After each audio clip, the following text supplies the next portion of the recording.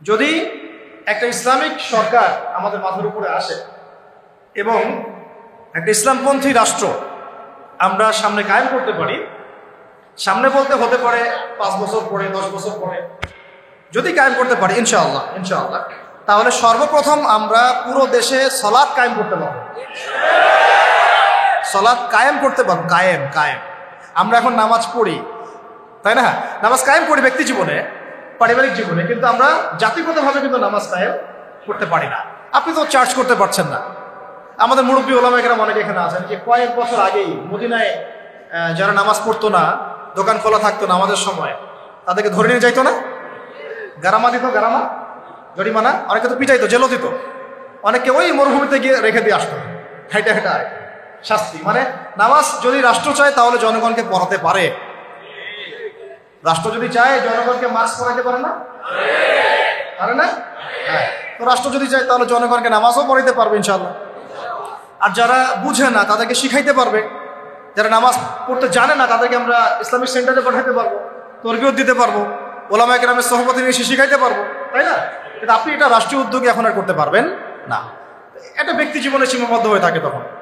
তো ব্যক্তি জীবনে থাকলে তো আপনি পড়লেও কি না, মানে পড়লে কেউ চার্জ করার নাই, না পড়লেও কেউ চার্জ করার নাই, এটা আপনার ব্যক্তিগত বিষয়ের সাথে নিসবত হয়ে গেল। কিন্তু জাতিগতভাবে কিন্তু নামাজ কায়েম হলো না। কিন্তু নবী সাল্লাল্লাহু আলাইহি ওয়াসাল্লাম কি মসজিদে কোনো সাহাবী না আসলে বা আসতে না পারলে খোঁজ দিতেন না? ওমর রাদিয়াল্লাহু আনহু খোঁজ দিতেন না? ওখানে কি এমন কোনো মুসলিম ছিল যিনি নামাজ পড়তেন না? তো এই একটা বিষয়, যেখানে আমরা কিন্তু এটা করতে এখনো পারি না। আপনি বলছেন 90% মুসলিমের দেশ, দেখেন 70% নামাজ পড়ে না। শুধু নামাজ না, তখন আপনি চাইলে প্রাইমারি লেভেলে, প্রাইমারি স্কুলে কোরআন শিক্ষা বাধ্যতামূলক করতে পারতেন না? হাই স্কুলে আরবি ভাষা শিক্ষা বাধ্যতামূলক করতে পারতেন, কোরআনের কিছু অনুবাদ তো বাধ্যতামূলক করতে পারতেন, সিলেবাস মুক্ত করতে পারতেন। অনার্স লেভেলে গিয়ে আমাদের এই ভাইরা তখন কোরআনের তাফসীর করতে পারতো, তর্জমা করতে পারতো, হাদিসের এরাব দিতে পারতো, ইবারত করতে পারতো। তারা কি পারে? 95%ই পারে। মাস্টার্স লেভেলে গিয়ে তারা ইফতা দেওয়ার মতো যোগ্যতা হয়তো অর্জন করতে পারতো। আরো অনেক কিছু করা সম্ভব ছিল, কিন্তু এটা আপনি আর রাষ্ট্রীয়ভাবে এখন করতে পারছেন না। তাহলে একটা বিষয় হচ্ছে, দেখুন এক্সাম্পলটা বুঝেন, এখানে তো অনেক ফ্যাক্টরি আছেন আপনাদের এখানে, এটা দেখে মনে পড়লো আর কি উদাহরণটা, যে দেখেন ধরেন আমি একটা চাদর পরেছি, এটা ধার করছি আর কি, আমার না। ধরেন আমি একটা চাদর পরেছি, এখন এই চাদরটা ধরেন যে এক ভাই হাতে সেলাই করছে, 10 জন মিলে হাতে সেলাই করছে, 10টা চাদর উৎপন্ন হচ্ছে। আর এখানে একটা চাদর তৈরির ফ্যাক্টরি আছে, উৎপাদন কার বেশি হবে? ইসলামিক রাষ্ট্র হচ্ছে একটা ফ্যাক্টরির মতো কাজ করবে, যা ইসলাম আরো অনেক বেশি ছড়াই দিতে পারবে, যেটা ব্যক্তিগতভাবে অতটা সম্ভব হয়ে ওঠে না। দাওয়াতের মাধ্যমে হয়, দাওয়াতের মাধ্যমে ব্যক্তিগত ইসলাম হয়, মানুষ ফিরে আসে, কিন্তু বড় পরিসরে ইসলাম কায়েম হয়। বরং আমরা ইসলাহের যত মেহনত করি, ওরা ওদের শয়তানি শক্তি দিয়ে ওইটাকে আবার নস্যাৎ করার চেষ্টা করে, তাই না? আমরা ইসলাহ করে মানুষকে আল্লাহর পথে ডাকার চেষ্টা করি, ওরা গান বাজাই দিল, কনসার্ট করাই দিল, পর্নোগ্রাফি চালু করে দিল, মেয়ে নাচাই দিল, আল্লাহ বিরুদ্ধে আইন 4টা-5টা চালু করে দিল, বাস আপনার মেহনতের উপর পানি পড়ে গেল, তাই না বিষয়টা? অথচ যদি আমরা একটা ইসলামিক স্টেটের দিকে যেতে পারতাম, ইসলামিক রাষ্ট্র ব্যবস্থার দিকে, তাহলে ওই ক্ষমতা আমাদের হাতে থাকতো যে তারা উপরের লেভেল থেকে ইসলাম বিরোধী কোনো শক্তিকে মানে আমাদের উপর চাপিয়ে দিতে পারত না। 1 নাম্বার হচ্ছে আমরা নামাজ প্রতিষ্ঠা করতে পারতাম জাতিগতভাবে, যেটা আমরা এখন পারছি না। 2, আমরা যাকাত কায়েম করতে পারতাম, যাকাত প্রতিষ্ঠা করতে পারতাম রাষ্ট্রীয়ভাবে। এটা মুসলিমদের জন্য বলছি, নামাজ এবং যাকাতের বিষয়গুলো। অমুসলিমদেরকে নিয়ে তো আমাদের এখন এভাবে ফিকির নাই। তারা আমাদের রাষ্ট্রে থাকবে, আমরা সহ অবস্থান করব, আমরা তাদের ধর্ম পালনে কোনো বাধা দিব না, আবার আমরা তাদের ধর্ম পালনের অংশও হব না। মানে না আমি মূর্তি ভাঙতে যাব, আর না আমি মূর্তি পাহারা দিব, আর না আমি মূর্তি গড়ে দিব। তারা লাকুম দীনুকুম ওয়ালিয়া দিন, তোমাদের দিন তোমরা পালন করো, আমাদের দিন আমরা পালন করব। এবং তোমরা আমাদেরকে জিজিয়া দিবা। কি দিবা? এই জিজিয়া কেন দিতে হবে? কারণ এই জিজিয়ার বিনিময়ে আমরা তাদের জান, মাল, সম্পদ, সন্তান সবকিছু নিরাপত্তার দায়িত্ব নেব, যেটা মদিনা রাষ্ট্রে ছিল। এটাকে বলা হয় যে তারা ইসলামিক রাষ্ট্রের মধ্যে আমাদের জিম্মায় থাকে, জিম্মা শব্দও তো এরা বুঝে না। এরা মনে করে জিম্মা মানে মনে হয় জিম্মি। হ্যাঁ, তাই না? বলে না যে জিম্মি, জিম্মি করে ফেলছে। জিম্মি মানে তো একজনকে অন্যায়ভাবে আটকে রাখা, এটা কি জিম্মি? এই দেখেন আরবির যে কত অবস্থা খারাপ আমাদের দেশে। জিম্মি আর জিম্মা এটা কি এক হইল? জিম্মি হচ্ছে কি কাউকে অন্যায়ভাবে আটকে রাখা, আর জিম্মা মানে আপনার জান আমার জান, আপনার মাল আমার মাল, আপনার সন্তান আমার সন্তান, আপনার পরিবার আমার পরিবার। আপনি আমাকে জিজিয়া দিবেন, আপনার পুরো জান মাল ইজ্জত পরিবারের দায়িত্ব আমাদের। কেউ আপনাদের দিকে বাঁকা চোখে তাকাইতে পারে। যদি তাকাইতে আসে কোনো মুসলমানও যদি আপনার উপর জুলুম করতে আসে, আমরা ওই মুসলমানের হাত কেটে ফেলে দেব যখন আপনার উপর জুলুম হবে। তখন যদি আপনি মাজলুম হন আর মুসলিম জালেম হয়, তাহলে আমরা তার বিরুদ্ধে ব্যবস্থা নেব। এটা হচ্ছে জিম্মা, জিম্মাদারি। তো এরা দেখলাম যে এতটুকু বুঝে না। আমাদের একটা স্ট্যাটাস নিয়ে দেখলাম ভারতীয় একটা মিডিয়া এইসব অপপ্রচার চালাইছে, যে উনি বলছে যে অমুসলিমদেরকে জিম্মায় নিয়ে চলে আসবে। আরে ভাই, জিম্মা, জিম্মা তো ভালো শব্দ। জিম্মা মানে, জিম্মা এত বড় শব্দ যে মানে আমার সন্তান যদি আপনার বিরুদ্ধে অন্যায় করে, আমি আমার নিজের হাতে সন্তানকে শাস্তি দেব, এটা হলো জিম্মা। যাই হোক, এটা তারা বুঝে না। এটা তাদের জন্য না, এই সালাত এবং যাকাতের বিষয়টা কাদের জন্য না? মুসলিমদের জন্য। অমুসলিমদের জন্য এটা নয়। আমরা তাদেরকে দাওয়াত দিব। কি করবো? তাদেরকে দাওয়াত দিব। যাকাত প্রতিষ্ঠা করা সম্ভব কিভাবে?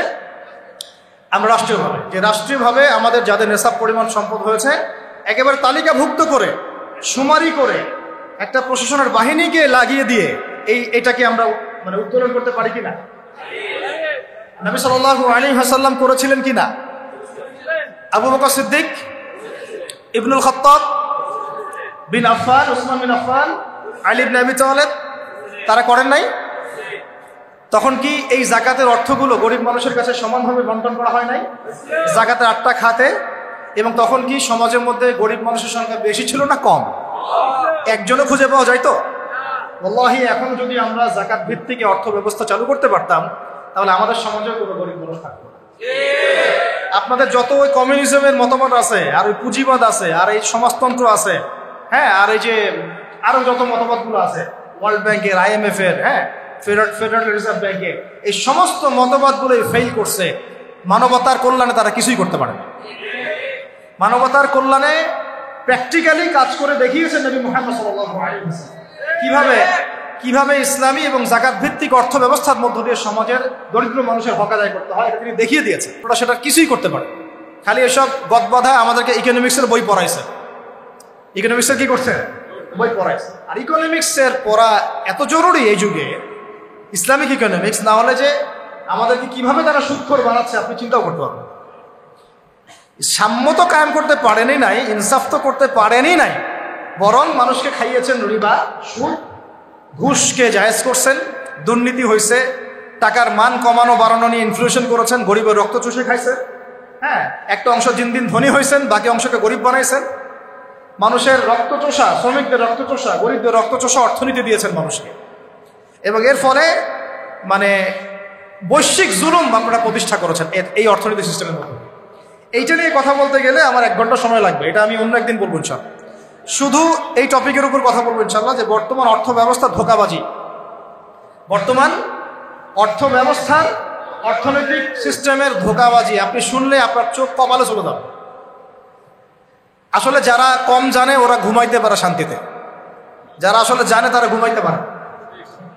বুঝছেন? আসলে সত্য কথা এটাই। এত ধোঁকাবাজি হয়েছে অর্থনীতির মধ্যে, এমনভাবে গরিব মানুষকে নির্যাতন করা হয়েছে, এমনভাবে ওদের রক্ত চোষা হয়েছে। আল্লাহর কসম করে বলতেছে, বাংলাদেশের বেশিরভাগ মানুষ এটার হদিসই নাই, তারা জানেই না। আল্লাহ পাক আমাদেরকে বোঝার তৌফিক দান করেন। এখন এই যাকাত ভিত্তিক অর্থ ব্যবস্থা প্রতিষ্ঠা করা কিন্তু এখন ব্যক্তিগতভাবে সম্ভব নয়। ব্যক্তিগতভাবে সম্ভব, রাষ্ট্রীয়ভাবে যদি রাজনৈতিক ক্ষমতা আমরা যেতে পারতাম ইসলামপন্থীরা, তাহলে এটা সম্ভব ছিল। 3 নাম্বার দেখুন, যে আমাদের যে বাজার আছে, বাজার বলতে 2 রকম বাজার, একটা হচ্ছে আঞ্চলিক বাজার, একটা হচ্ছে বিশ্ব বাণিজ্য। এই দুটো বাজারের মধ্যে হারাম আছে না, হারাম পণ্য আছে না, মাপে কম দেওয়ার বিষয় আছে না, সিন্ডিকেট আছে না, থার্ড পার্টির তেলেসমাতি আছে না, এই সমস্ত বিষয়গুলোকে আমরা নিয়ন্ত্রণ করতে পারছি না। কিন্তু ইসলামী অর্থ ব্যবস্থা থাকলে বা ইসলামী বাজার ব্যবস্থা থাকলে, ইসলামিক যদি আমরা কি বল সাম্যের ইকোনমি যদি আমাদের সামনে থাকতো, তাহলে আমরা এই প্রত্যেকটা হারামকে বন্ধ করতে পারতাম। আমরা এই মজুদদারিগুলো বন্ধ করতে পারতাম, আমরা সিন্ডিকেট বন্ধ করতে পারতাম, আমরা এই যে ইনফ্লেশন বন্ধ করতে পারতাম, আমরা এই বাজারের যে জুলুমগুলা দুর্নীতিগুলো এগুলো বন্ধ করতে পারতাম। এগুলো কিন্তু আমরা বন্ধ করতে পারছি না। ইনস্ট্যান্ট শাস্তির আওতায় আনা সম্ভব ছিল, আমরা এটা করতে পারছি না শুধুমাত্র ইসলামিক বিধান না থাকার কারণে। আল্লাহ পাক আমাদের বোঝার তৌফিক দান। তারপরে দেখুন 4 নম্বর হচ্ছে আমাদের পুরো অর্থ ব্যবস্থায়, এটা ভালো করে বোঝেন, পুরো অর্থ ব্যবস্থায় ইকোনমিক সিস্টেমের মধ্যে 3টা জিনিস খুব মোটা দাগে আছে। একটা হলো জুলুম, একটা হলো খেয়ানত, একটা হচ্ছে দুর্নীতি। কি বললাম? জুলুম, খেয়ানত, দুর্নীতি। এই 3টা আমরা দূর করতে পারি নাই আমাদের অর্থ ব্যবস্থা থেকে। যদি ইসলামিক অর্থ ব্যবস্থা থাকতো, জাকাত ভিত্তিক, সাদাকা ভিত্তিক, কৃষি ভিত্তিক, শিল্প ভিত্তিক, হালাল বাণিজ্য আঞ্চলিক এবং বৈশ্বিক, তাহলে দেখতেন ইনশাআল্লাহ সমস্ত জায়গা থেকে জুলুম, তারপরে আপনার এই খেয়ানত এবং এই দুর্নীতি একটাও স্থান পেত না। কারণ এটাতে জনগণকে আমরা তখন আল্লাহর কাছে জবাবদিহি করতে বাধ্য করতাম এবং আল্লাহ পাকের বিধান অনুযায়ী বিচার ফয়সালা করতাম। আল্লাহ পাকের বিধান অনুযায়ী বিচার ফয়সালা করা হতো, তখন তারা এই সাহসটা পেত না। 5 নম্বর হচ্ছে দেখুন যে ইসলাম বিরোধী যত মতবাদগুলো আছে, যেমন ধরেন কয়েকটা কথা তো বললাম, যেমন ইসলাম বিরোধী অনেক মতবাদ, আসলে তারা তো বুঝতে পারেন না যে কমিউনিজম একটা ইসলাম বিরোধী মতবাদ, সেকুলারিজম একটা ইসলাম বিরোধী মতবাদ। এগুলো তো পলিটিক্যাল, এর বাইরে সামাজিক অনেক ব্যাপার আছে। যেমন ইসলাম বিরোধী বিভিন্ন মতবাদ সংস্কৃতি, কাদিয়ানি মতবাদ ধরেন, তারপরে ইসাই মুসলিমদের ফিতনা, ইসলাম বিরোধী যত মতবাদ, যেমন এই কমিউনিজম বা so-called communism, so-called democracy, so-called secularism, বা এই যে LGBT, তারপরে রিবা, কাদিয়ানি মতবাদ, এনজিওদের সুদের ফিতনা, ইসাই মুসলিমদের ফিতনা, যত ইসলাম বিরোধী মতবাদগুলো আছে এগুলোকে রাষ্ট্রীয়ভাবেই আস্তে আস্তে আস্তে মিটিয়ে ফেলা সম্ভব ছিল। কিন্তু ইসলামী রাষ্ট্র ব্যবস্থা না থাকলে এটাকে আপনি মেটাতে পারবেন না, বরং তারা সমাজে আধিপত্য বিস্তার করার চেষ্টা করবে এবং তারা ফ্লুয়েন্টলি তাদের মিশনে কাজ করতে শুরু করবে, যেটা আমরা দেখেছি তারা কাজ করছে। কাদিয়ানিদেরকে কেউ ঠেকাচ্ছে কি? না। ইসাই মুসলিমদের ফেতনা কি কেউ ঠেকাতে পারছি? আমরা হয়তো দাওয়াত দিতে পারছি, বুঝাতে পারছি, ওদের এলেমের এগেনস্টে আমরা আমাদের এলেম জাহির করতে পারছি, মোনাজারা হচ্ছে, কিন্তু ওদের উপর কোনো কঠোর ব্যবস্থা কিন্তু আমরা গ্রহণ করতে পারছি না। ওটা ব্যক্তিগতভাবে সম্ভব হচ্ছে না, কিন্তু রাষ্ট্র থাকলে আমরা পারতাম। LGBT, যে ওরা বলছে LGBT বইয়ের মধ্যে নিয়ে আসতেছে, রাস্তায় মানববন্ধন করছে, অধিকার চাচ্ছে, আইন পাশ করতে বলছে, সমকামিতার আইন পাশ করতে বলছে, সুদ তো আগেই হালাল করে ফেলছে তারা, মদের লাইসেন্স তো এগুলো আগেই দেওয়া হয়েছে, পতিতালয়ের লাইসেন্স আগেই দেওয়া হয়েছে। ইসাই মুসলিমরা কাজ করতেছে, শুধু এনজিওরা কাজ করতেছে, কাদিয়ানিরা কাজ করতেছে। আমরা কি এগুলোর একটাও গোড়ার থেকে কেটে ফেলতে পারছি? তো এটা আমরা পারতাম যদি আমাদের কাছে ইসলামী শাসন ব্যবস্থা বা ইসলামী একটা ইমারা বা একটা খেলাফা রাষ্ট্র থাকতো। এই জিনিসগুলো আমাদেরকে বুঝতে হবে। আল্লাহ পাক আমাদের বোঝার তৌফিক দান। কয়টা বলছি? 5টা। 6 নম্বরটা খুব বেশি ইম্পর্টেন্ট। এটা আমাদের জন্য খুব বেশি ইম্পর্টেন্ট এই কারণে যে এটা জাতির মেরুদণ্ড। আমাদের জাতির মেরুদণ্ড কি? শিক্ষা। এখন আসেন একটু পিছনে ফিরে তাকান, বিগত 30, 40, 50 বছর, বিগত 30 থেকে 40 বা 50 বছরে জাতীয় শিক্ষা ব্যবস্থার মধ্যে ইসলাম কতটুকু আছে আর কতটুকু নাই? আদৌ কি আছে? জাতীয় শিক্ষা ব্যবস্থা, আমি কিন্তু মাদ্রাসা শিক্ষার কথা বলছি না। আচ্ছা, মাদ্রাসা শিক্ষা ব্যবস্থা প্রণয়ন করতে হলো কেন? কারণ জাতীয় শিক্ষা ব্যবস্থার মধ্যে ইসলাম নাই, তাই। মাদ্রাসাগুলো না থাকলে তো ইসলাম মিটাই ফেলতো তারা। মাদ্রাসাগুলো না থাকলে কি করতো? ইসলাম মিটাই ফেলতো। তো মাদ্রাসার খেদমত তো একটা সুরত। আমার দেশের 80%, 90% মানুষ মুসলিম, কোটি কোটি ছেলে মেয়ে স্কুলে পড়াশোনা করে, কলেজে পড়াশোনা করে, ইউনিভার্সিটিতে পড়াশোনা করে। আচ্ছা, তাদের কি মৌলিক অধিকার না যে তারা প্রাইমারি স্কুলে কোরআন শিখবে, হাই স্কুলে তারা অন্তত আরবিটা শিখবে, ফরজে আইনের জ্ঞান জানবে, হাদিস শিখবে, সিরাত শিখবে, কোরআন অনুবাদ করতে পারবে বা কোরআনের তাফসীর করতে পারবে, অথবা তারা ফিকহ বা উসুলের জ্ঞানগুলো অর্জন করবে, মুফতি হবে, মুহাদ্দিস হবে, মুফাসসির হবে। এই অধিকার কি আমাদের এই কোটি কোটি ছেলের নাই, মেয়েদের নাই? আমরা শিক্ষাকে একদম সেকুলার করে ফেলছি। শিক্ষা ব্যবস্থার মধ্যে ইসলাম আনা যাবে না, ঠিক যেমন রাষ্ট্র ব্যবস্থার মধ্যে ইসলাম আনা যাবে না। অর্থনীতির মধ্যে ইসলাম আনা যাবে না, ঠিক ওই রকমই শিক্ষা ব্যবস্থার মধ্যেও ইসলাম আনা যাবে না। এই কনসেপ্টেই আমরা আমাদের জাতিকে দীর্ঘদিন যুগের পর যুগ অন্ধকারে রাখছি। এই জন্য দেখা যায় একজন এমপি সাহেব কোরআন তেলাওয়াত করতে পারে না, একজন বিসিএস ক্যাডার সূরা ফাতিহা পড়তে পারে না, একজন বুদ্ধিজীবী টকশো ফাটাই ফেলতেছে, একদম টকশো থেকে একদম কি একটা অবস্থা, টেবিল থাপড়ায় থাপড়ায় কথা বলছে, কিন্তু এদিকে সে ওযুর ফরজ বলতে পারে না। হ্যাঁ, এইভাবে আমরা আমাদের সমাজটাকে একদম ধ্বংস করে ফেলছি। এই জায়গায় কথা বলতে গেলে আমি একটু উত্তেজিত হয়ে পড়ে। আমরা আমাদের সমাজের শিক্ষাটাকে একদম ধ্বংস করে ফেলছি, একেবারে ধ্বংস করে ফেলছি। আমাদের আর্মি অফিসারদের কি এই অধিকার ছিল না যে তারা কোরআনে হাফেজ হবেন, তারা মুহাদ্দিস হতে পারবেন, মুফতি হতে পারবেন? হ্যাঁ, নবী সাল্লাল্লাহু আলাইহি ওয়াসাল্লামের যুগে যারা ফ্রন্টলাইন সোলজার, ফ্রন্টলাইন মুজাহিদ, তারা কি মুফতি ছিলেন না, মুহাদ্দিস ছিলেন না, কারি ছিলেন না, হাফেজ ছিলেন না? তাহলে আমাদের তো তারা ফ্রন্টলাইন যোদ্ধা, তাদের মধ্যে কয়জন হাফেজ, কয়জন আলেম, কয়জন কারি, কয়জন মুফতি, কয়জন মুহাদ্দিস? অথচ তাদেরকে এগুলো শিখতে দেওয়া হয় নাই। কারণ তারা এগুলো শিখে যদি আবার আল্লাহর পথে ফিরে আসে, তারাই যদি আবার ইসলামী রাষ্ট্রের কথা বলে। র্যাবের ভাইদের অধিকার ছিল না, পুলিশের ভাইদের অধিকার ছিল না, আমাদের বিজিবির ভাইদের অধিকার নাই? সবার অধিকার ছিল। বুদ্ধিজীবীদের, আমাদের ব্যবসায়ীদের, আমাদের এই যে আওয়াম জনগণ যারা, সবার অধিকার ছিল না? এই যে তোমরা যারা জেনারেল লাইন স্টুডেন্ট, তোমাদের অধিকার ছিল না? শিখতে দেওয়া হয় নাই। কিন্তু আমরা তাদেরকে মেসেজ দিতে চাই যে আপনাদের এটা শেখার পূর্ণ অধিকার আছে, এবং আপনারা যদি এগুলো শিখে আল্লাহকে চিনতে শিখেন, রাসূলকে চিনতে শিখেন, এবং ইসলামিক রাষ্ট্রের গুরুত্ব তাৎপর্য বুঝতে শিখেন, আল্লাহ পাক আপনাদেরকে এই যুগের খালিদ আর ওমর বানাই দেবেন ইনশাআল্লাহ। আপনারাই ইনশাআল্লাহ আজ হোক আর কাল হোক আপনারাই বলবেন যে এই রাষ্ট্রটা যেন ইসলামী রাষ্ট্র হয়।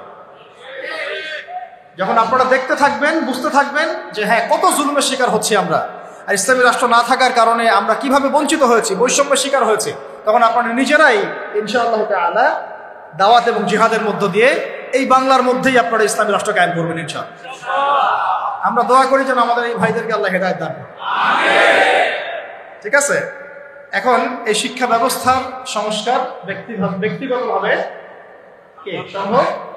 ব্যক্তিগতভাবে আপনি হয়তো একটা স্কুল করলেন, ওই যে আমি বললাম যে আমি একটা প্রতিষ্ঠান করেছি, আপনি একটা মাদ্রাসা করেছেন, উনি একটা মক্তব করেছেন, উনি একটা স্কুল করেছেন, কলেজ করেছেন, এই পর্যায়ে করতে থাকে। তারপরেও এখানে তো কিছুটা খেদমত করার সুযোগ আমাদের আছে, বাকি ক্ষেত্রগুলো তো একেবারেই বন্ধ করে দিয়েছে, তাই না? আর একটু ভেবে দেখেন, একটু চোখ বন্ধ করে ভেবে দেখেন, যদি ইসলামী রাষ্ট্র ব্যবস্থা থাকতো, ইসলামিক গভর্নমেন্ট থাকতো, তাহলে কত চমৎকার শিক্ষা ব্যবস্থা থাকতো, কত চমৎকার হতো প্রাইমারি স্কুলগুলো। প্রত্যেকটা প্রাইমারি স্কুল হয়ে যেত একটা মাদ্রাসার মতো, কত সুন্দর হতো আমাদের হাই স্কুলগুলো, আমাদের ইউনিভার্সিটিগুলো। থাকতো না কোনো ফ্রি মিক্সিং, থাকতো না কোনো নারী পুরুষের অবাধ মেলামেশা, থাকতো না কোনো অপরাজনীতি, থাকতো না কোনো জুলুম, আবরারকে এভাবে পিটায় হত্যা করার সুযোগ হতো না কারো। হ্যাঁ, হতো? থাকতো না কোনো, আর কি বলবো, হ্যাঁ, বেপরদামি, বেহায়ামি, এগুলো থাকতো না। আল্লাহ পাক আমাদেরকে ইসলামী শিক্ষা ব্যবস্থার দিকে জাতিকে নিয়ে যাওয়ার তৌফিক দান করুন। আর এটা না থাকলে কি হবে? না থাকলে দিন বিবর্জিত শিক্ষা ব্যবস্থা চালু করা হবে, যেটা চালু করা হয়েছে। 7 নম্বর হচ্ছে, যদি আমরা ইসলামিক রাষ্ট্র গঠন করতে পারতাম, তাহলে ব্যাপকভাবে মসজিদ, মাদ্রাসা, ইসলামিক সেন্টার, হ্যাঁ, তারপরে ইসলামিক বিশ্ববিদ্যালয়, একদম আল আজহারের মতো, মদিনা বিশ্ববিদ্যালয়ের মতো, দারুল উলুম দেওবন্দের আদলে অনেক বড় বড় প্রতিষ্ঠান আমরা দেশের মধ্যে করতে পারতাম। বাইরের কান্ট্রিগুলো থেকে স্টুডেন্টরা এসে আমার দেশে পড়ানো, কিন্তু এটা কি আমরা কিন্তু করতে পারি না। বরং উল্টা দেখবেন, যদি এটা না থাকে তাহলে কি হচ্ছে, ব্যক্তিগত পর্যায়ে আপনাকে কাজ করতে হবে। এছাড়া বরং আমরা এমন একটা অবস্থা চলে যাবো যে অন্যের কাছে হাত পাততে হবে আমাদেরকে একটা প্রতিষ্ঠান করার জন্য। আর রাষ্ট্র থাকলে রাষ্ট্রই দায়িত্ব নিত, টিচারদের বেতন দিবে রাষ্ট্র, ওস্তাদদের বেতন দিবে রাষ্ট্র, ইমাম সাহেবদের বেতন দিবে রাষ্ট্র, তাদেরকে গাড়ি দেওয়া হবে, তাদেরকে ফ্ল্যাট দেওয়া হবে, তাদের তো অধিকার আছে, তাদেরকে রেশন দেওয়া হবে, তাদেরকে দেশের সম্পদ হিসেবে গড়ে তোলা হবে, এবং জাতির আকীদা আমলের সংস্কারের জন্য তাদেরকে রাষ্ট্র কাজে লাগাবে। বরং রাষ্ট্র একটা গঠনমূলক সিলেবাস প্রণয়ন করবে, যেটা পড়লে সবার মধ্যে যে মিসকনসেপশনসগুলো দূর হয়ে যাবে। সম্ভব ছিল? হয় নাই। আচ্ছা, এরপরে আসেন 8 নম্বর হচ্ছে যে আমাদের দেশের একটা অন্যতম গুরুত্বপূর্ণ ক্ষেত্র হচ্ছে কৃষি এবং শিল্প, তাই না? কৃষি এবং শিল্প। তো কৃষি এবং শিল্পের মধ্যে দুর্নীতি হয় নাই? কম না বেশি? এই দুইটা সেক্টর এত বেশি গুরুত্বপূর্ণ যেটা রাষ্ট্রের অর্থনীতি গড়ার মূল কারিগর বলা যায়। তো কৃষি এবং শিল্পের সমস্ত দুর্নীতিকে বন্ধ করা সম্ভব ছিল যদি ইসলামী রাষ্ট্র ব্যবস্থা থাকে, যেটা আমরা করতে পারি নাই। কৃষক ভাইদেরকে অধিকার দেওয়া হয় নাই। যে পণ্যটার দাম এখানে 100 টাকা, দেখবেন সেই বেচারা বিক্রি করছে 10 টাকায়। কৃষকের সাথে সরাসরি সরকারের সম্পর্ক নাই, মাঝখানে বহু থার্ড পার্টি আছে। তাহলে ওদের উপর জুলুম হচ্ছে না? শ্রমিক, যে শ্রমিকের আপনি গার্মেন্টসের বেতন দিচ্ছেন 10,000 টাকা, 12,000 টাকা, এই পণ্যগুলোকে এক্সপোর্ট করে তারা কোটি কোটি টাকার বিজনেস করছে। তাদের এবং রাষ্ট্রের মাঝখানে একটা কি আছে, মধ্যস্থতা করার একটা মাঝখানে থার্ড পার্টি আছে। মাঝখানে অনেক টাকা পয়সা গায়েব হয়ে যাচ্ছে একবার উপরে। এর উপরে যাচ্ছে না, যাচ্ছে কানাডায়, সুইজারল্যান্ডে, সুইস ব্যাংকে, অমুক জায়গায়, তমুক জায়গায়। হ্যাঁ, তো এই যে গরিবের রক্তচোষা অর্থনীতি, এটা বন্ধ করা যেত যদি আমরা ইসলামী রাষ্ট্র ব্যবস্থা প্রণয়ন করতে পারি। কি লম্বা হয়ে যাচ্ছে নাকি? আচ্ছা, 25টা পয়েন্ট বলবো আপনাদের ইনশাআল্লাহ। কয়টা? আজকের মতো 25টা, আরো আছে। যখন কিতাব আসবে ইনশাআল্লাহ তখন আরো 50টা 100টা পাবে। কয়টা বলছি? 8টা। হ্যাঁ, 8টা না? 8টা। 9 নম্বর লিখেন। 9 নম্বর হচ্ছে যাবতীয় অপসংস্কৃতিকে রুখে দেওয়া সম্ভব ছিল।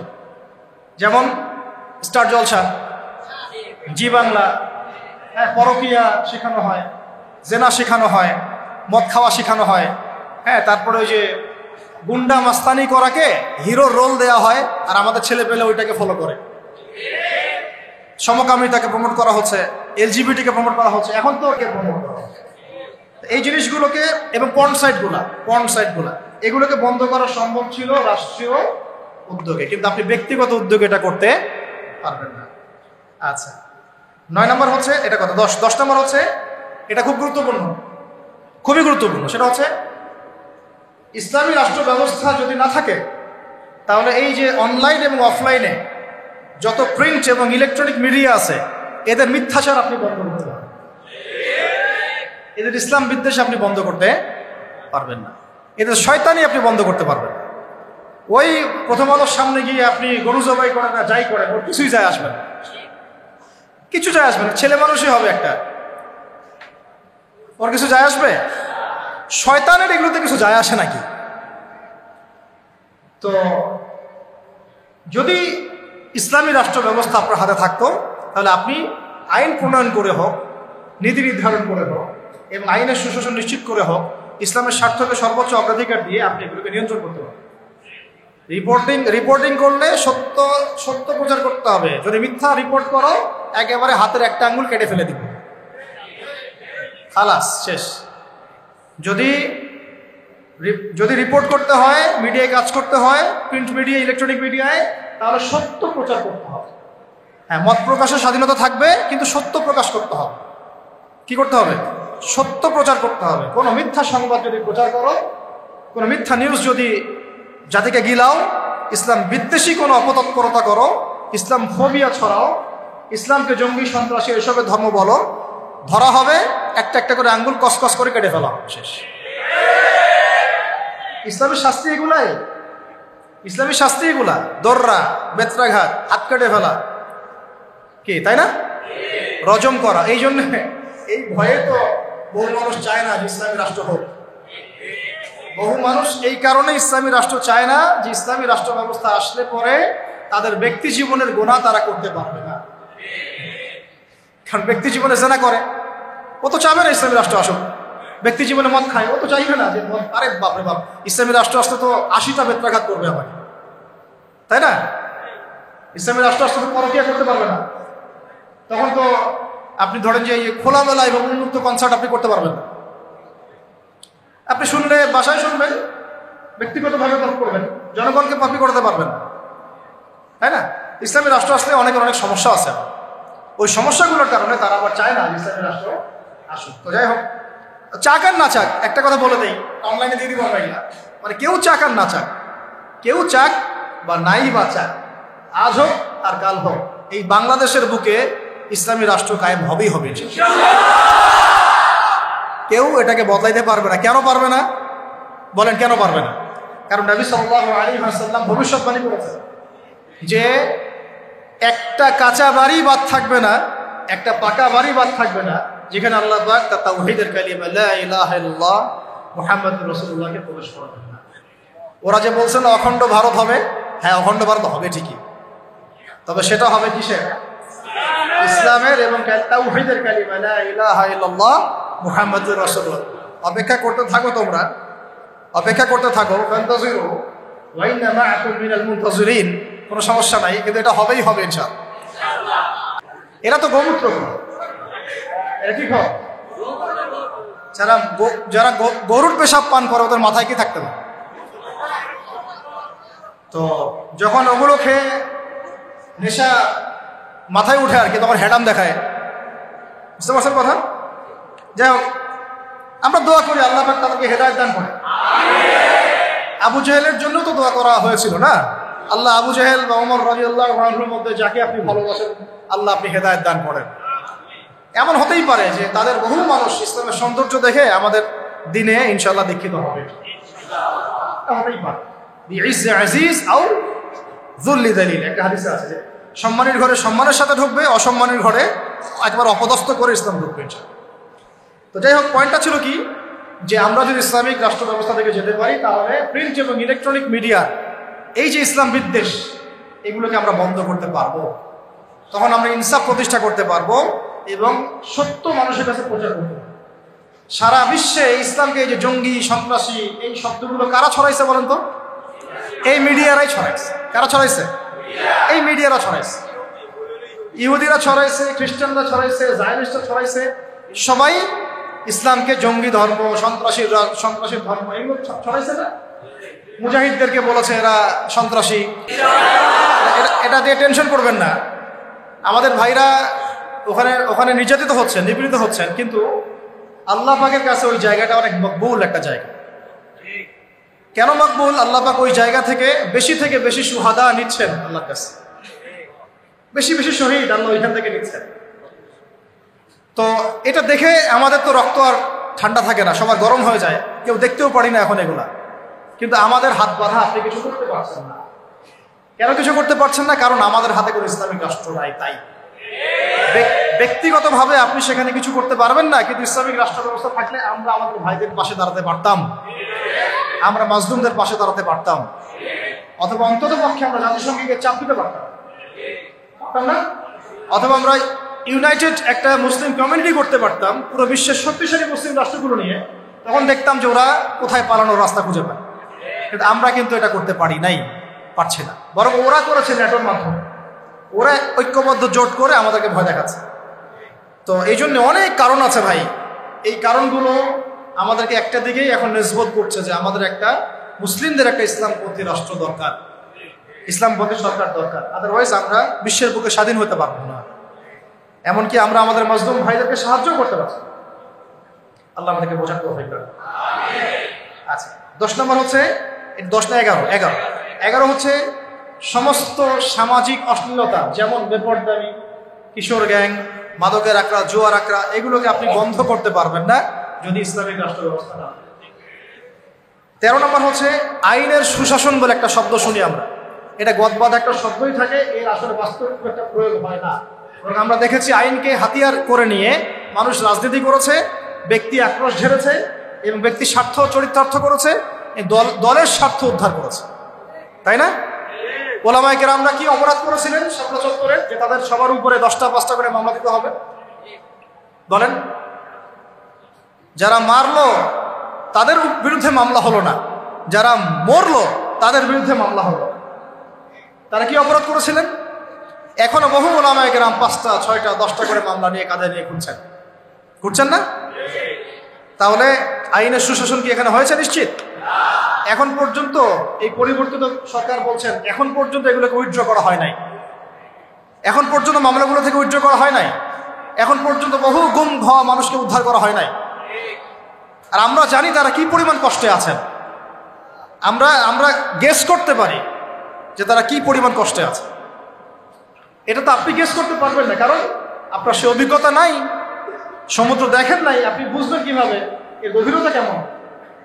সেখানে একদিন মনে হবে 1 বছরের সমান। একদিন মনে হবে কি 1 বছরের সমান।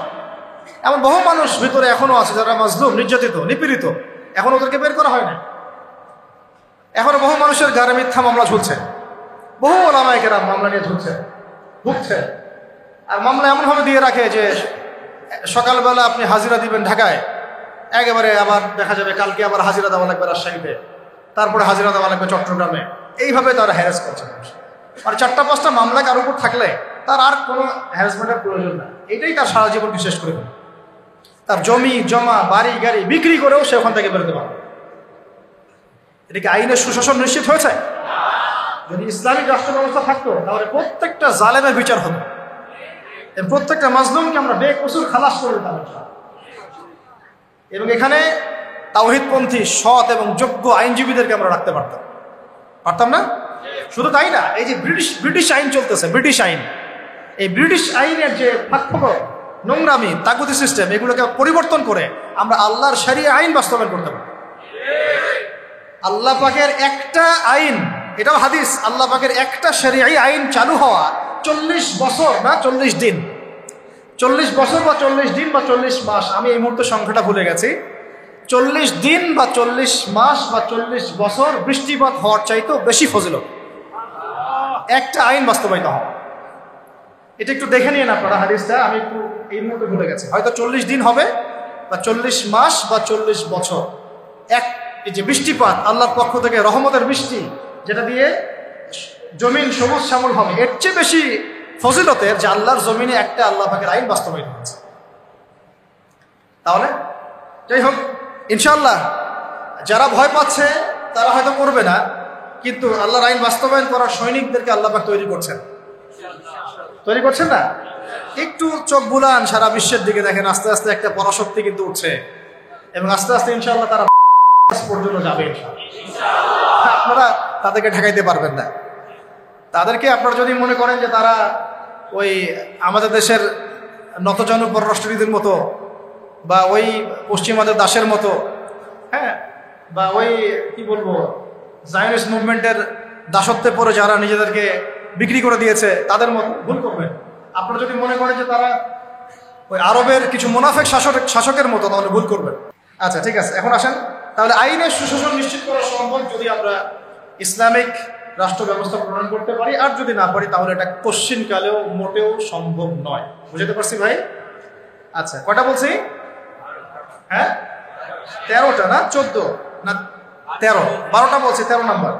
আচ্ছা, 13 নম্বর হচ্ছে খুব জরুরি পয়েন্ট। সমস্ত অপরাধের বিচার এবং আইনের যে সুশাসন এটা নিশ্চিত করা সম্ভব, সমস্ত অপরাধগুলোর বিচার করা সম্ভব ইনসাফের সাথে, শরিয়া আইনের সাথে এবং আল্লাহর বিধানের অনুকূলে, যেটা ইসলামিক স্টেট না থাকলে কখনোই সম্ভব নয়।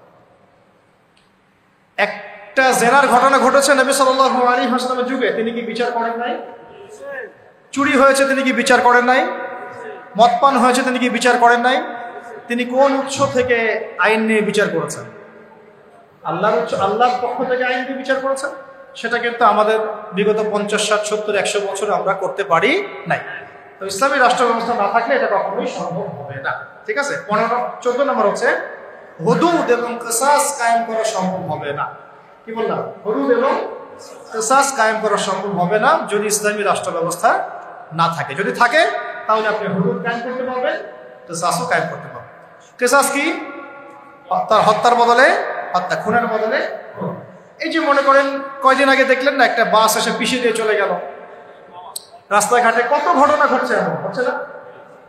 কত ঘটনা ঘটছে, কত যে নিরপরাধ মানুষ আমাদের সমাজে প্রাণ হারায়। কোনো হিসেব আছে? কোনো তালিকা আছে? সবগুলোকে সুষ্ঠু কোনো বিচার হয়?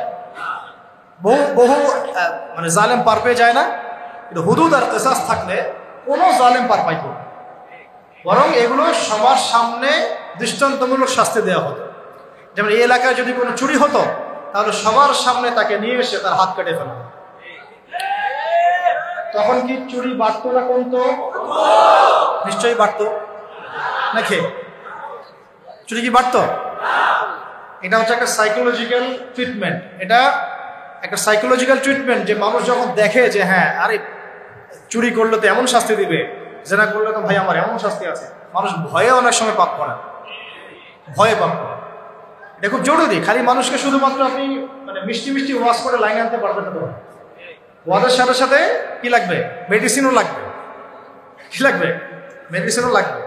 এই মেডিসিনগুলো দিতে হবে ওহী ভিত্তিক। আল্লাহ পাক আমাদেরকে হুদুদ এবং কিসাস কায়েম করার তৌফিক দান।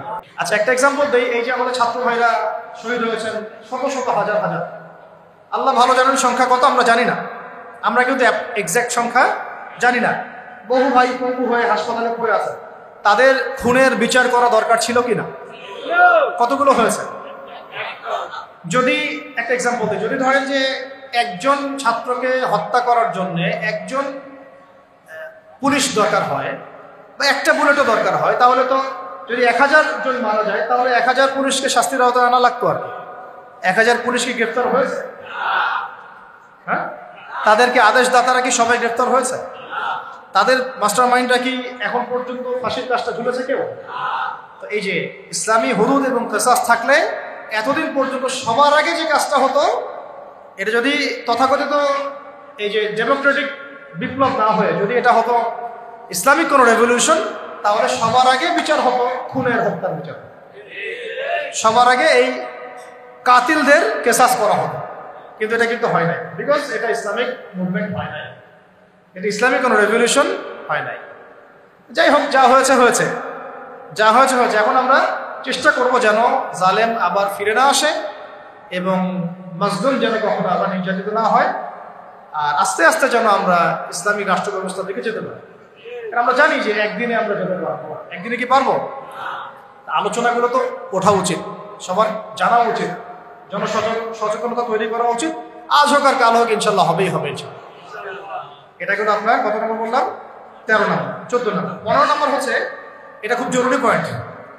প্রত্যেকটা ডিপার্টমেন্টে, হোক প্রশাসন, হোক ব্যাংকিং সিস্টেম, হোক ইকোনমিক্স, হোক রাজনীতিবিদদের মধ্যে, হোক আপনার প্রিন্ট মিডিয়া, ইলেকট্রনিক মিডিয়ায়, প্রতিটা ডিপার্টমেন্টে যত ভারতীয় দালাল আছে, বিজাতীয় দালাল আছে, বিজাতীয় দোসর আছে, এদেরকে আপনি চিহ্নিত করে শাস্তির আওতায় আনতে পারবেন না যদি আপনি ইসলামিক রাষ্ট্র ব্যবস্থার দিকে না যান।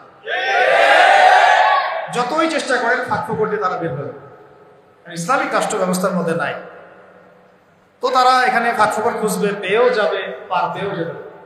যেমনটা বিগত সময় হয়েছে না? বিগত সময় তো অনেক অপরাধী পার পেয়ে যায় নাই।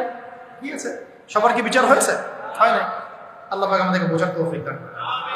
16 নম্বর হচ্ছে, এটা যদি একবার বলেছি আবার রিপিট হচ্ছে, যে গরিব মানুষের অধিকার নিশ্চিত করা যাবে, গরিবের অধিকার নিশ্চিত করা যাবে ইনশাআল্লাহ। শুধু গরিব না, জন্তু জানোয়ারের অধিকার পর্যন্ত নিশ্চিত করা যাবে।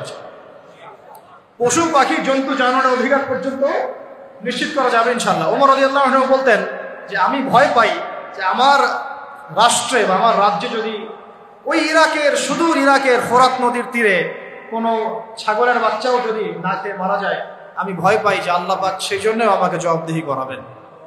এটা ছিল ইসলামী খেলাফা। এটা ছিল কি? ইসলামী খেলাফা। তিনি দাঁড়িয়ে ভাষণ দিচ্ছেন, আর সাহাবীরা কেউ কেউ বলছেন আপনার গায়ে 2টা কাপড় কেন, আমাদের গায়ে 1টা করে কাপড়, আপনার গায়ে 2টা কাপড় কেন? এই জবাবদিহিতা অন্য কোন গভর্নমেন্ট দিয়েছে বিশ্বের মধ্যে?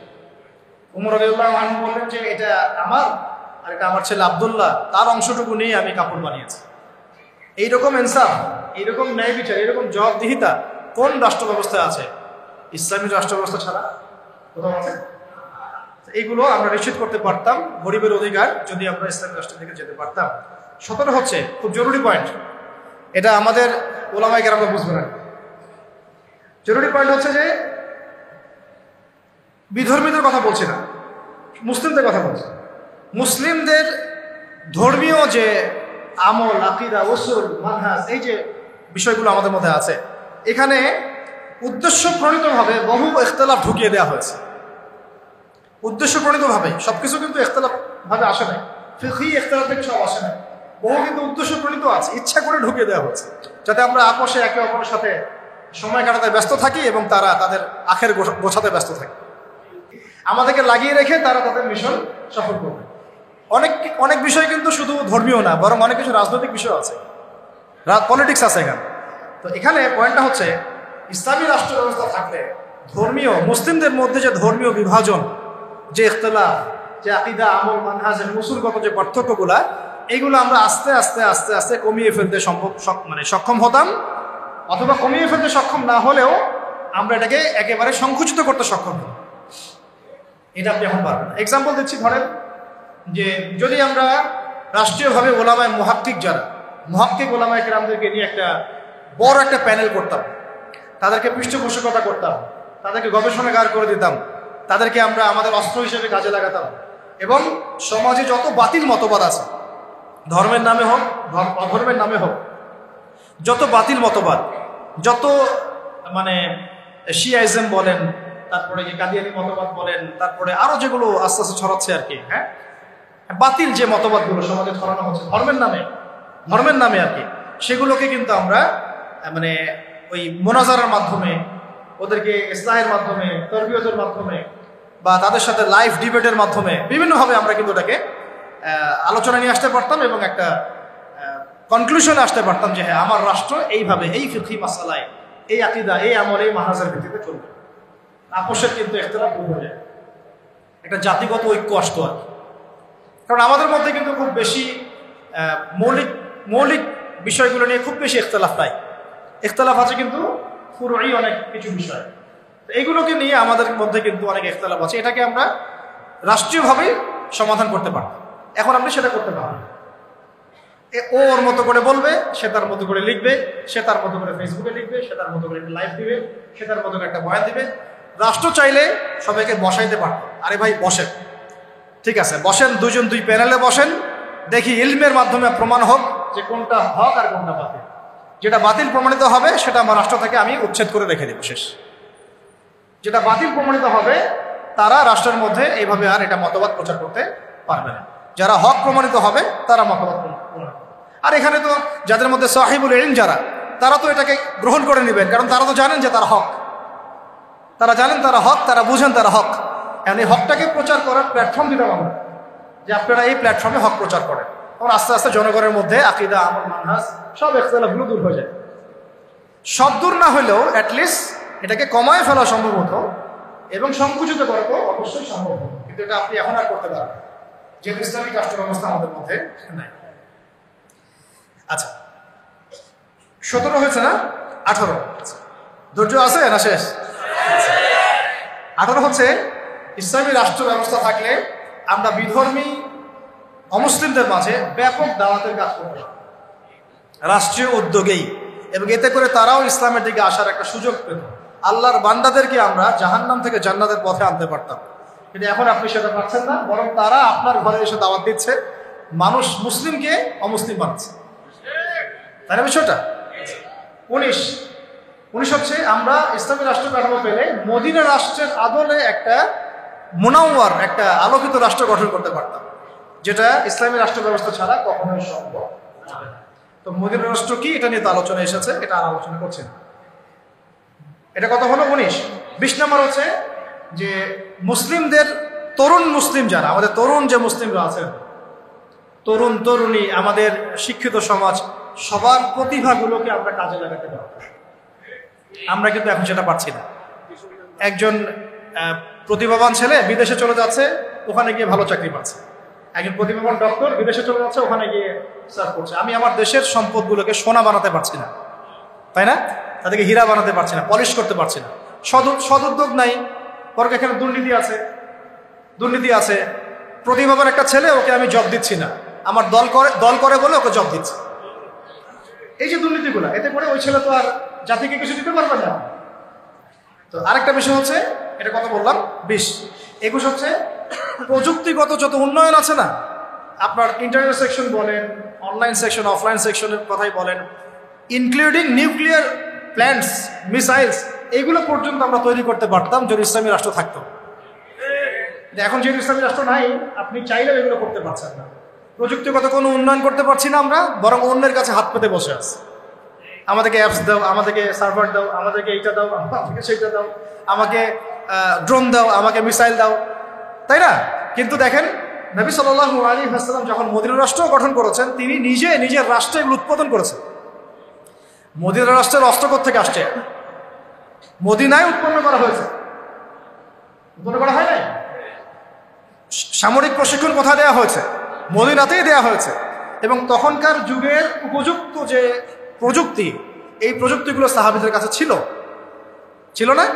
ওই সমসাময়িক প্রযুক্তিগুলো কিন্তু সাহাবীদের কাছে ছিল। এমনকি এই বিশ্বের সর্বপ্রথম ক্ষেপণাস্ত্রের যে ফর্মুলা, এটা দিয়েছে অটোম্যানরা। অটোম্যানদের আগেও দিয়েছেন বিখ্যাত সাহাবী সাআদ ইবনে আবি ওয়াক্কাস। কোন সাহাবী?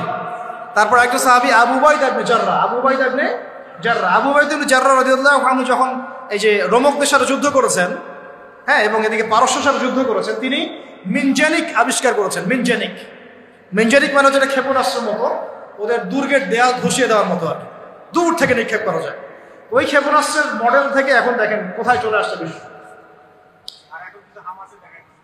তো মূল কথা হচ্ছে কি, এক কথায় যে আমরা ইসলামী রাষ্ট্র ব্যবস্থা গঠন করতে না পারলে আমাদের দেশের মধ্যে প্রযুক্তিগত এবং সামরিক উন্নয়ন ত্বরান্বিত করতে পারবো না, বরং অন্যের কাছে আমাকে হাত পেতে বসে থাকতে হবে। তখন শত্রু আমাকে অতটুকুই দিবে যার ডিফেন্স সিস্টেম তার কাছে আছে। এমন অস্ত্র সে আমাকে বিক্রি করবে না যার ডিফেন্স সিস্টেম ওর কাছে নাই। এটা আমাদের বোঝা উচিত। আর আল্লাহ পাক কি আমাদের মাথায় কিছুই দেন নাই? আমাদের যদি প্রতিভাগুলোকে আমরা কাজে লাগাতে পারতাম, তাহলে আমরা দেশের মধ্যেই তাদেরকে দিয়েই এইসব ড্রোন, এইসব মিসাইলস, নিউক্লিয়ার প্ল্যান্টস আমরাই বানাতে পারতাম। আর আমরা যদি জিজ্ঞাসা করি আমাদের পলিটিশিয়ানদেরকে যে বিগত 50 বছর ধরে স্বাধীনতা তো ধোয়া তুলতেছে, আপনারা কি করছেন? একটা ক্ষেপণাস্ত্র তৈরি করতে পারছেন? একটা ড্রোন কি বাংলাদেশে তৈরি করতে পারছেন? আহলুল বিএনপি আপনাদেরকে বলতেছে, আপনারা কি পারছেন একটা ড্রোন তৈরি করতে? আহলুল জয় বাংলা আপনাদেরকে বলতেছে, আপনারা কি পারছেন একটা ড্রোন তৈরি করতে? এর বাইরে যারা বাম দল আছেন তারা কি পারছেন একটা ক্ষেপণাস্ত্র তৈরি করতে? কি করছেন? হ্যাঁ, শাহবাগ থেকে টিপ পরে, হাতা কাটা ব্লাউজ পরে, তারপরে সামনে কিছু মূর্তি টুর্তি নিয়ে, হ্যাঁ, হনুমানের মূর্তি টুর্তি নিয়ে একেবারে বাঙালি চেতনা আমি জাগ্রত করতে পারছি। এই হয়েছে আমার উন্নয়ন, তাই তো? সুবহানাল্লাহ। এই যুগে এসেও একটা সেতু, একটা ফ্লাইওভার নিয়ে মানুষ যা করলো, যখন মানুষ প্রতিযোগিতা করছে কে কাটছে বড় মিসাইল তৈরি করবে, কে কাটছে মানে উন্নত প্রযুক্তির ড্রোন তৈরি করবে, তাই না? কে কাটছে উন্নত প্রযুক্তির সফটওয়্যার তৈরি করবে, ডেটাবেস তৈরি করবে। মানে এখনকার যুদ্ধ তো প্রযুক্তির যুদ্ধ। আর এই সময় আমি পড়ে আছি আমার রাস্তাটা কত সুন্দর হয়েছে। আরে ভাই, এটা তো 20 বছর আগে, 30 বছর আগে হয়ে যাওয়া উচিত ছিল। তো ইসলামী ইকোনমিক্স নাই, ইসলামী রাষ্ট্র ব্যবস্থা নাই, এই কারণে এই অবস্থা। আল্লাহ পাক আমাদেরকে বোঝার তৌফিক দান করেন। আর আমাদেরও যে কি হেডাম, সুবহানাল্লাহ, হেডামই বলছি। কারণ আমরা ওখানে গিয়ে কে আগে ওখানে ছবি তুললো, কে আগে ওখানে মানে সেলফি উঠাইলো, কে আগে ওখানে ইস্তেঞ্জা করলো, এগুলো নিয়ে আমরা ব্যস্ত হয়ে গেলাম। হ্যাঁ, জি, আল্লাহ আমাদের বোঝার তৌফিক দান করেন। আচ্ছা, কয়টা বলছি ভাই? আচ্ছা, 4টা। তো একটা হচ্ছে যে অস্ত্র শস্ত্রে আমরা আমাদের সামরিক বাহিনীকে শক্তিশালী করতে পারতাম, উন্নত অস্ত্র, উন্নত সামরিক অস্ত্র, যেটা কিন্তু আমরা এখন পর্যন্ত পারি নাই। আমরা জানি না আমাদের আকাশসীমা কিন্তু সেফ না, আমাদের আকাশসীমা কিন্তু সেফ না, আমাদের সমুদ্র সীমা এখন পর্যন্ত আমরা বলতে পারি না যে পরিপূর্ণ সেফ। আমাদের প্রশাসনের বাহিনীগুলো আমরা বলতে পারি না সবগুলো দালাল মুক্ত, বিদেশি এজেন্ট মুক্ত, আমরা বলতে পারি না। তো আল্লাহ পাক আমাদেরকে এমন ইসলামী রাষ্ট্র গঠন করার তৌফিক দান করেন যে রাষ্ট্রে আমরা আমাদের এই প্রশাসনের ভাইদেরকে তাওহীদপন্থী ইমানদার বানাবো এবং সবচেয়ে সেরা অস্ত্র তাদের হাতে তুলে দেবো। রাষ্ট্র যদি জিহাদ করে তাহলে ফ্রন্ট লাইনে কারো জিহাদ করবে? আমাদের এই ভাইরাই তো করবে। তো আমাদের এই ভাইদেরকে আগে তৈরি করতে হবে না? আল্লাহ পাক আমাদের ভাইদেরকে ঈমান দান করেন, বেশি বেশি আমলের তৌফিক দেন এবং তাদের মাথার উপরে আল্লাহ পাক একটা ইসলামী সরকার নিয়ে আসেন। আমিন। আচ্ছা, 22 হচ্ছে যে আমরা 23 হচ্ছে আমাদের এই পুরো তরুণ প্রজন্মকে আমরা জিহাদি জজবায় গড়ে তুলতে পারতাম। এটা কিন্তু আপনি এখন পাচ্ছেন। এটা জজবা মানে কি বোঝাচ্ছে? জজবা মানে কি আপনি শুধু আবেগে ভেসে পড়বেন এমন বোঝাচ্ছি না, বরং আমাদের জেনারেশন রেডি, তারা আল্লাহর জন্য সবসময় জীবন দেওয়ার জন্য প্রস্তুত। এখন আপনারাই বলেন তো দেখি, যারা ভয় দেখাচ্ছে চট্টগ্রাম কেটে ফেলবো, ফেনী নিয়ে নিব, এই করব সেই করব, হাসেন না। যদি আল্লাহ না করুক, যদি তারা কোনো পদক্ষেপ নিয়েই ফেলে, আমাদের প্রজন্ম কি প্রস্তুত? আমাদের প্রজন্মের আমরা কেউ কি AK-47 চালাতে পারি? আমাদের কেউ কি মার্শাল আর্ট জানি? আমাদের কেউ কি 10 রাউন্ড দৌড়াতেও পারি? তাহলে আমাদের কেউ কি তরোয়ালও চালাইতে পারে? অথচ নবী সাল্লাল্লাহু আলাইহি ওয়াসাল্লামের যুগে সাহাবায়ে কেরাম এক একজন সাহাবী প্রশিক্ষিত ছিল। আচ্ছা, আলী রাদিয়াল্লাহু আনহু কেমন মানুষ ছিলেন? তাসবিহ তাহলিল করতেন খালি? ভয়ে তার সামনে কেউ দাঁড়াইতে পারত? যেই দাঁড়াইতো তাকে তিনি একেবারে গর্দান উড়াই ফেলতে পারতেন। এত প্রশিক্ষিত ছিলেন আলী ইবনে আবি তালিব। হ্যাঁ, ওমর ইবনে খাত্তাব তিনি কি শুধু কোরআন তেলাওয়াতি করতেন, নামাজই পড়তেন, তাহাজ্জুদই পড়তেন? তিনি এত বেশি প্রশিক্ষিত ছিলেন, তার সামনে 10 জন দাঁড়াইতে পারতেন। হামজা রাদিয়াল্লাহু আনহু। তাহলে দেখেন, আমাদের পুরো জেনারেশনকে দেখেন, ইনক্লুডিং আমাকে দেখেন, আমরা কি আসলেই প্রস্তুত? দেখা যায় আমাদের গতকালকে বলছিলাম যে 4-5 জন ডাকাত যদি একটা ছোট্ট ছুরি নিয়ে আমাদের সামনে দাঁড়ায়, আমাদের তো ভাই খবর হয়ে গেছে, ভাই কি আছে নে, সব নেই, তা আমাকে ছাড়, বিষয়টা বল না। কিন্তু একটা সময় ছিল যে আমাদের জেনারেশনের তরুণরা একাই 8-10 জনের সাথে লড়াই করতে পারে, ভয় করত না। দেখেন, আমরা কিন্তু এরকম মানে প্রশিক্ষিত একটা প্রজন্ম করতে পারি না। কিন্তু ইসলামী রাষ্ট্র থাকলে আমরা পারতাম না? প্রত্যেক স্কুলের ছাত্রদেরকে আমরা কিন্তু স্কাউটের মাধ্যমে হোক, মিলিটারিদের আওতায় নিয়ে এসে হোক, একটা 6 মাসের ট্রেনিং দিতে পারতাম, কলেজের ছাত্রদেরকে দিতে পারতাম, ভার্সিটির ভাইদেরকে দিতে পারতাম। লাঠি সোটা নিয়ে হয়তো অনেক সময় কিছু কি হয়, বিপ্লব হতে পারে, অভ্যুত্থান হতে পারে। বিপ্লব ওইভাবে বলা যায় না, তারপরে বললাম আমাদের বোঝানোর জন্য। কিন্তু যখন একটা পরাশক্তির সাথে আমরা লড়াই করব, তখন কিন্তু লাঠি সোটা নিয়ে লড়াই করা যাবে না। যাবে? আমাদের মিসাইলস লাগবে, প্রশিক্ষণ লাগবে, ট্রেনিং লাগবে, তাই না? জাবাজ আমাদের সব অফিসার লাগবে। এই ক্ষমতা বাঙালি জাতির আছে, এই ক্ষমতা আমাদের আছে, আমাদের আর্মি ভাইদের আছে, আমাদের বিজেপি ভাইদের মধ্যে আছে, ওই কলিজা তাদের আছে ঠিকই। কিন্তু রাষ্ট্রীয় ইসলামী রাষ্ট্র না থাকার কারণে, রাষ্ট্রীয় পৃষ্ঠপোষকতা না থাকার কারণে এবং রাষ্ট্রীয় চাপ তাদের উপর থাকার কারণে তারা তাদের প্রতিভার বিকাশ ঘটাতে পারে নাই। আমি চ্যালেঞ্জ করতেছি, আপনি বিএসএফ, এই যে ভারতের বিএসএফ এর 100 জনকে লাগান বর্ডারে, আমাদের বিজিবির 20টা ভাইকে লাগান, ওরা পারবে না ইনশাআল্লাহ। যদি ক্ষেপণাস্ত্র না নিক্ষেপ করে ওরা পারবে না, যদি আসমান থেকে বিমানে ওরা যদি ফায়ার না করে তাহলে ওরা পারবে না, মাঠে ওরা আমাদের 20 জন বিজিবির ভাইদের সাথে পারবে না ইনশাআল্লাহ। পারবেন, আমি বলছি, গ্যারান্টি দিচ্ছি পারবেন ইনশাআল্লাহ, দেখে নিয়ে। কিন্তু ওরা আমাদের উপরে মানে চড়াও হচ্ছে কিসের ভিত্তিতে?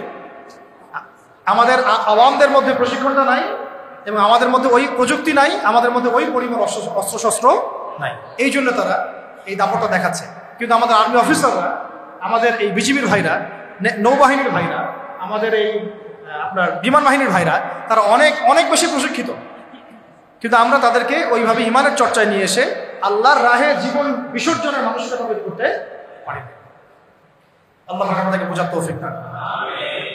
তো এটা আমাদের শুধু তাদের জন্য না, আমাদের পুরো এই তরুণ সমাজ সবাইকেই এই প্রশিক্ষণগুলোর আওতায় নিয়ে আসা উচিত।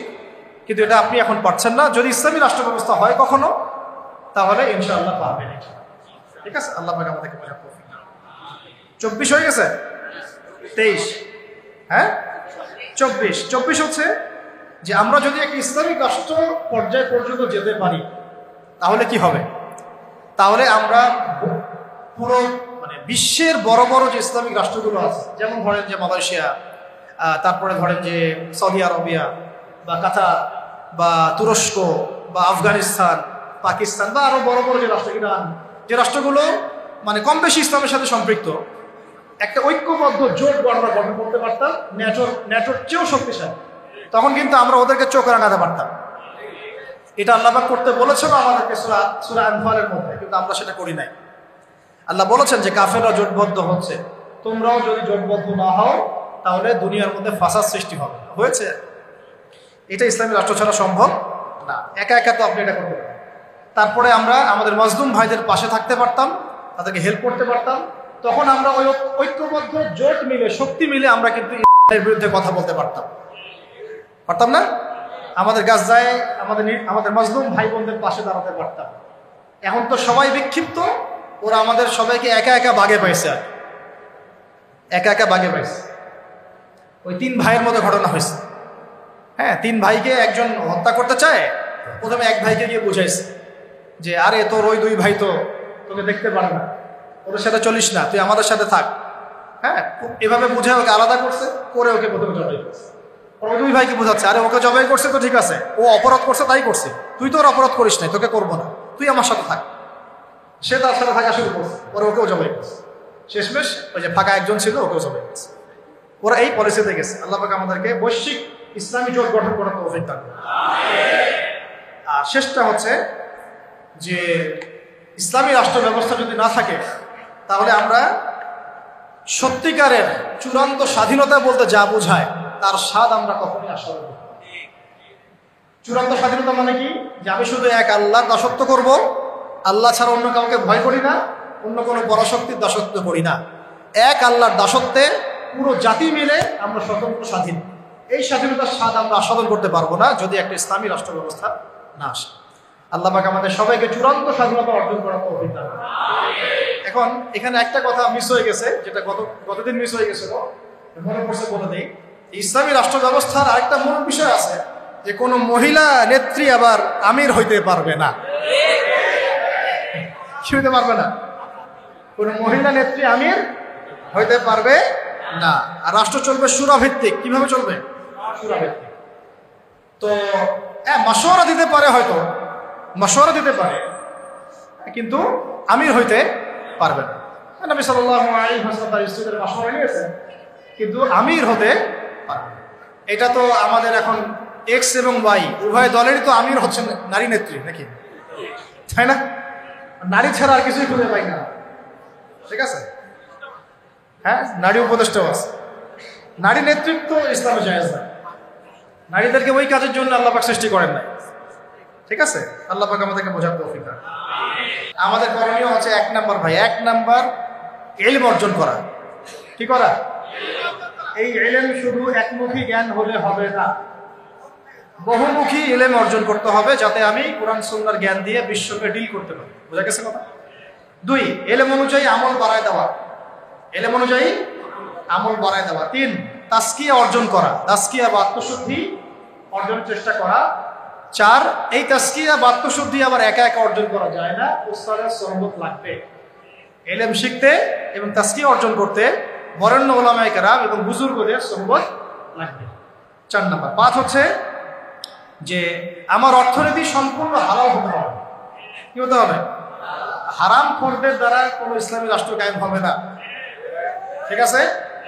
বে-ইলম মানুষ দিয়ে ইসলামী রাষ্ট্র কায়েম হবে না। তাসকিয়া যাদের মধ্যে নাই তাদেরকে দিয়ে হবে না। যাদের উপরে মুরব্বীদের দোয়া এবং সহবত নাই তাদেরকে দিয়েও হবে না। ঠিক আছে? আল্লাহ বোঝার তৌফিক দান করেন। 5 নাম্বার হচ্ছে, 6 নাম্বার হচ্ছে যে আমাদেরকে শারীরিক এবং মানসিকভাবে প্রস্তুত থাকতে হবে। শারীরিক এবং মানসিকভাবে প্রস্তুতি রাখতে হবে। এটা আপনারা বুঝে নেন আমি কি বুঝাতে চাইছি। 6 নাম্বার হচ্ছে যে আমাদের সবাইকেই, একজনকে না, সবাইকেই সৎ কাজে আদেশ করতে হবেই হবে। সবাইকেই সৎ কাজে আদেশ করতে হবে, সবাইকে অসৎ কাজে নিষেধ করতে হবে, সবাইকে আদর্শ পরিবার গড়ার চেষ্টা করতে হবে।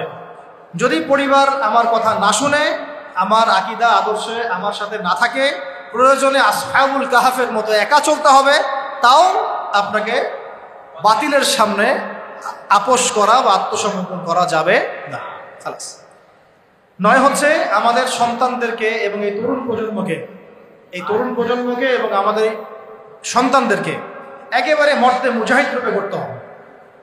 বলেন ইনশাআল্লাহ। আমাদের এই তরুণ প্রজন্মকে এবং আমাদের সন্তানদেরকে একদম মর্দে মুজাহিদ রূপে গড়তে হবে। কয়টা বলছি? 8টা? 9টা? 9 নাম্বার। 9 নাম্বার হচ্ছে যে এটা দাবি আমাদের, এবং কাজও কিভাবে করব আমরা জানি না এখন পর্যন্ত, কিন্তু আমাদের দাবি উত্থাপন করা উচিত। সেটা হলো আমাদের এই তরুণ সমাজকে, অন্তত তরুণ যুব সমাজকে বাধ্যতামূলক প্যারামিলিটারি প্রশিক্ষণের ব্যবস্থা করতে হবে। এটা ছাড়া আমরা কিন্তু প্রস্তুতি গ্রহণ করতে পারবো। ঠিক আছে? আল্লাহ পাক আমাদেরকে বোঝার তৌফিক দান করুন। তারপরে প্রত্যেকটা ডিপার্টমেন্ট থেকে ভারতীয় সমস্ত দালালদেরকে দূর করতে হবে, এবং যত বিজাতীয় দালাল আমাদের দেশে আছে, যারা বাংলাদেশকে আমেরিকা বানাতে চায়, বাংলাদেশকে ভারত বানাতে চায়, হ্যাঁ, বাংলাদেশকে নিয়ে ষড়যন্ত্র করে, এরা যে বা যারাই হোক এদেরকে কোনো স্থান দেওয়া যাবে না। ঠিক আছে? 10 নম্বর হচ্ছে যে সবসময় আল্লাহ রাব্বুল আলামিনের পথে নিজের জান মাল সময় শ্রমকে বিলায় দেওয়ার মানসিকতা রাখতে হবে। যে কোনো অবস্থায় আমার জান আমার মাল আমার শ্রম আমার কি সময় এগুলোকে আল্লাহর রাস্তায় ঢেলে দেওয়ার মানসিকতা থাকতে হবে। এরপরে অবশ্যই থাকতে হবে যে ওলামায়ে কেরামদের সাথে নিসবত রাখা এবং ওলামায়ে কেরামদের যে জামাআহ এই জামায়াতের সাথে থাকা, একাকী জীবনযাপন না করা, ওলামায়ে কেরামের জামায়াতের সাথে থাকা এবং তাদের হাতকে শক্তিশালী করার চেষ্টা করা। ঠিক আছে? তারপরে আরো জরুরি হচ্ছে যে আমাদের প্রত্যেকটা ডিপার্টমেন্টের ভাইদেরকে দাওয়াত দিতে হবে। শুধু আমাদের মধ্যে দাওয়াতটা রাখলে হবে না, আমাদের পলিটিশিয়ান, বিত্তশালী, হ্যাঁ, আমাদের প্রশাসন, আমাদের ফোর্সগুলা, আমাদের সরকার, সবার মধ্যে দাওয়াতটাকে প্রচার করতে হবে। ঠিক আছে? কয়টা বলছি লিখতে থাকো। কয়টা হচ্ছে? 12টা 11টা 12টা হচ্ছে যে ইসলাম বিরোধী যত মতবাদগুলো আছে এই সমস্ত মতবাদগুলোকে চিহ্নিত করতে হবে, এগুলো থেকে দূরে থাকতে হবে। বোঝা গেছে? ইসলাম বিরোধী যত মতবাদ আছে সমস্ত মতবাদ চিহ্নিত করা আগে, যেমন বললাম ডেমোক্রেসি, সোকল কমিউনিজম, সোকল এই সেকুলারিজম, এগুলো ফাইন্ড আউট করতে হবে, করে দূরে থাকার ফিকির করতে হবে। তারপরে হচ্ছে কত? 13 সাহাবাওয়ালা জীবনযাপন করতে হবে। সাহাবাওয়ালা জীবনযাপন, সাহাবাওয়ালা জিন্দেগি, দুনিয়ার পূজা ত্যাগ করতে হবে, দুনিয়ার পূজা ত্যাগ করতে হবে, সাহাবাদের মতো জিন্দেগি যাপন করতে হবে। ঠিক আছে? 14 হচ্ছে অল্পে তুষ্ট থাকতে হবে, অল্পে তুষ্ট থাকতে হবে, দুনিয়ার নেশায় ডুবে যাওয়া যাবে না। 15 হচ্ছে বিয়ে শাদী দ্রুত করে ফেলতে হবে। কারণ আছে, কারণ হচ্ছে এটা আপনাকে অস্থিরতা থেকে স্থিরতা দিবে।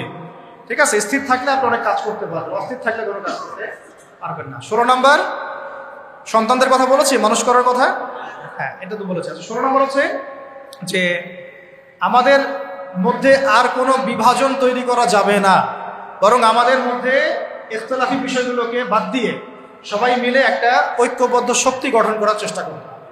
ঠিক আছে? এটা খুব জরুরি জিনিস, সবাই মিলে একটা জাতীয় ঐক্য গঠনের চেষ্টা করতে হবে।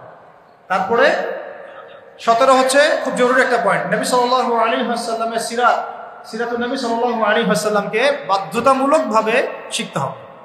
সিরাতের আদলেই তো আপনাকে রাষ্ট্র গঠন করতে হবে। এর পাশাপাশি হচ্ছে যে আমাদের যে প্রতিভাগুলো আল্লাহ পাক আমাদেরকে দিয়েছেন এই প্রতিভাগুলোকে কাজে লাগায় প্রত্যেকটা জেলায় জেলায়, থানায় থানায়, ইউনিয়নে, এলাকায়, মহল্লায় একটা সাংগঠনিক রূপ আমাদেরকে দিতে হবে, যেতে পারছি?